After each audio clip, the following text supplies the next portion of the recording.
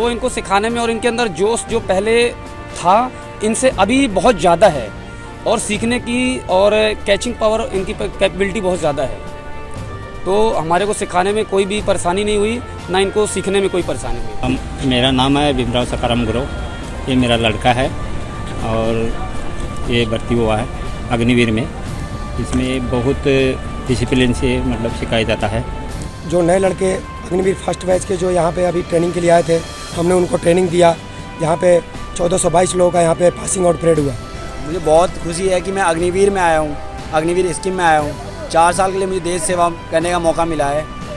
मेरे फैमिली को भी गर्व है मुझ पर कि मैं 4 साल के लिए अपने देश के लिए सेवा देना चाहता हूँ। तो TTR में बहुत बेहतरीन ट्रेनिंग हुआ है, हमारा एडवांस ट्रेनिंग हुआ है। उसमें हमें फैसिलिटीज़ बहुत अच्छी प्रोवाइड की गई है।